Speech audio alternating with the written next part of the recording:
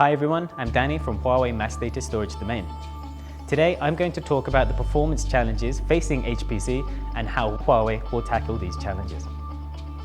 Nowadays, an increasing number of HPC applications are being used, and these vary in I/O models. For example, there is the large I/O bandwidth intensive model, the small I/O IOPS intensive model, and the metadata OPS intensive model.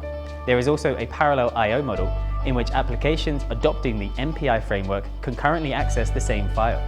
The convergence of traditional HPC, big data, and AI means that heterogeneous computing such as ARM, GPU, and FPGA requires increasingly higher storage performance. The greatest challenge facing HPC is how a storage cluster delivers high bandwidth, high OPS, and ultra-low latency for a hybrid workload model. Before we answer this question, we need to understand the typical scenarios involved in hybrid workloads. The first is the supercomputing center. In this scenario, services are typically provided in leasing mode. Different tenants run different applications and test cases, such as those for weather forecasting, genome sequencing, and wind resistance simulation. The applications have varying I/O workload characteristics, but tenants typically share one storage system to serve all these applications. Second, in emerging AI scenarios, the bandwidth, IOPS, and latency requirements in pre-processing, training, and simulation phases all vary. Last, in typical enterprise scenarios, such as the oil and gas exploration industry, different storage products are configured for seismic data processing and interpretation because they differ in I/O models.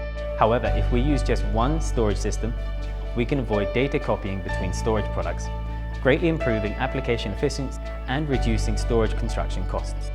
So, why is performance a challenge in storage systems in hybrid workload scenarios?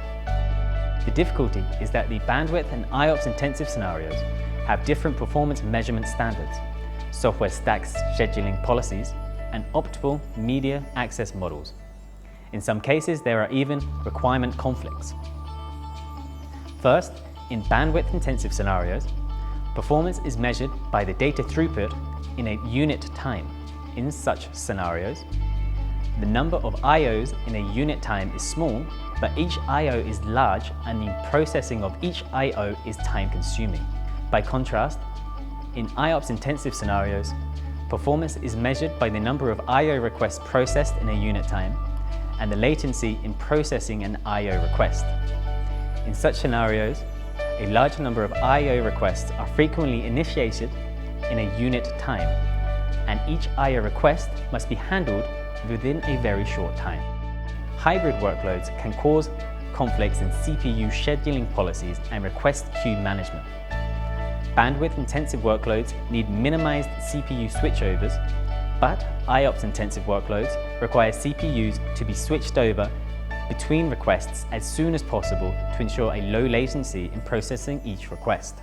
If IOPS-intensive requests queue after bandwidth-intensive requests, the latency of IOPS-intensive requests cannot be guaranteed. Second, in bandwidth-intensive scenarios, the network, disk, and memory bandwidths are the main performance bottlenecks. To mitigate these bottlenecks, we need to reduce the network forwarding, memory access, and data redundancy while ensuring data reliability. In IOPS-intensive scenarios, the CPU computing power and the software call stack depth are the main bottlenecks. To mitigate these bottlenecks, we need to reduce request amplification and software call stack depth. So, for hybrid workloads, the challenge is how the logic for processing a software call stack achieves both the minimum bandwidth application and the thinnest software stack. Last, let's have a look at the media access model. For bandwidth-intensive workloads, a larger I/O size and less metadata result in higher continuity of disk LBAs, meaning higher performance. For IOPS-intensive workloads, a higher match between I/O size and disk management granularity, as well as smaller I/O amplification, result in higher performance. So, under hybrid workloads, the major challenge lies in how data layout balances between the processing of large and small I/Os. To address these challenges we just mentioned, we launched the next generation OceanStor file system named OceanFS. With multi-dimensional innovations, OceanFS solves the problem caused by the coexistence of bandwidth and IOPS intensive workloads.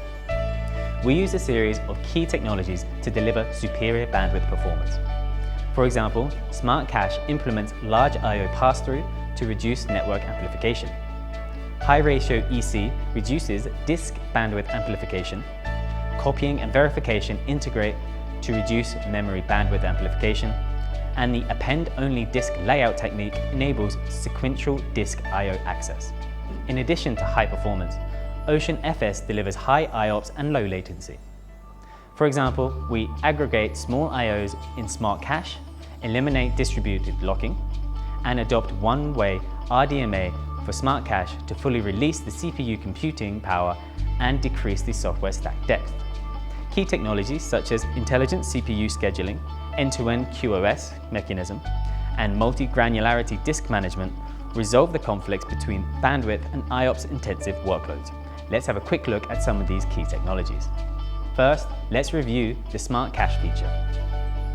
We know that in the process of writing data to a traditional storage array, all I/Os are first delivered to the memory.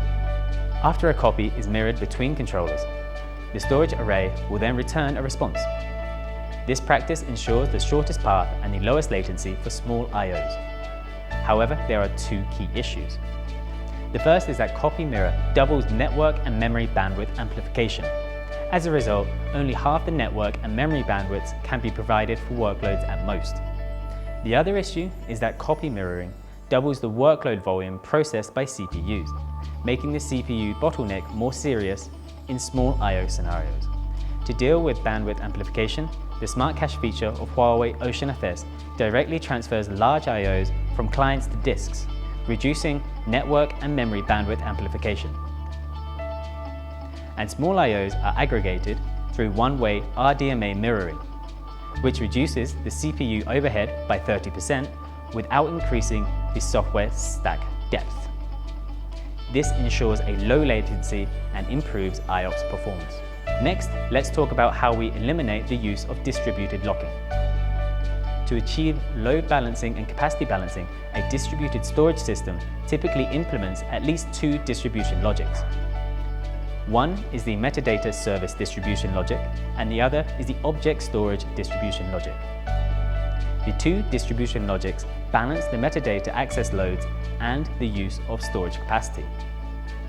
When concurrently accessing a directory or file, multiple nodes may operate the same metadata or data object at the same time. So distributed locking is needed to ensure the data consistency in parallel access scenarios. However, distributed lock operations may cause huge system overheads.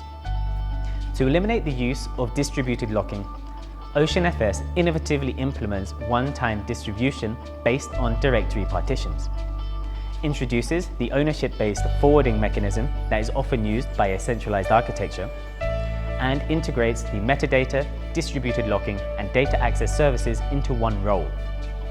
Only one message interaction is required for small I/Os, greatly reducing the CPU overhead and request latency.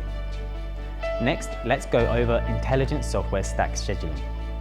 To achieve optimal performance under hybrid workloads, OceanFS uses an intelligent CPU grouping algorithm and end-to-end QoS to implement software stack scheduling policies that are adapted to I/O sizes. First, based on the characteristics of large and small I/Os, the dynamic CPU grouping technique automatically separates large and small I/Os into two queues and specifies CPUs for the queues, so that some CPU cores are dedicated to handling large I/Os and some to small I/Os. This ensures a high bandwidth is provided for large I/Os and a low latency is maintained for small I/Os. Second, to achieve an ultra-high bandwidth and ultra-low latency, each I/O is always processed by one CPU core. A context switchover is not needed during the intermediate processing, reducing all unnecessary system overheads. Last, the system automatically identifies I/O priorities for foreground and background applications, metadata and data operations, as well as request and response messages. The end-to-end QoS mechanism ensures that foreground applications take precedence over background applications, metadata operations over data operations, and response messages over request messages, achieving an ultra-low latency in hybrid workload scenarios. Next, let's turn to data management. Mainstream file systems usually use the write-in-place approach for disk management. After a file system runs for a long time, however, repeated file creation and deletion result in severe data fragmentation on disks. As a result, each of the subsequent large I/Os is split into multiple small I/Os, and a longer runtime results in more severe fragmentation and lower bandwidth performance. In contrast, OceanStor innovatively introduces the append-only data management approach. New data is always appended to consecutive empty locations. Garbage collection is performed for invalid data in the background to release consecutive disk space, ensuring continuity of large I/Os on disks. This mechanism delivers high bandwidth and IOPS performance for hybrid workloads. Finally, let's talk about the multi-granularity disk management technique.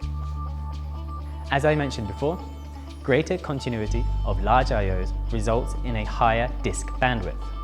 However, if only large granularity indexes are used, small write I/Os will be amplified several times, affecting the performance and latency in handling small I/Os. On the other hand, if only small granularity indexes are used, a large amount of index data will be generated, leading to a huge metadata overhead. This affects the bandwidth for reading and writing large files. To resolve this conflict, OceanStor uses the multi-granularity disk management technique and implements two-level indexing. Parent indexes have a fixed length and large granularity, delivering a high bandwidth for reading and writing large I/Os.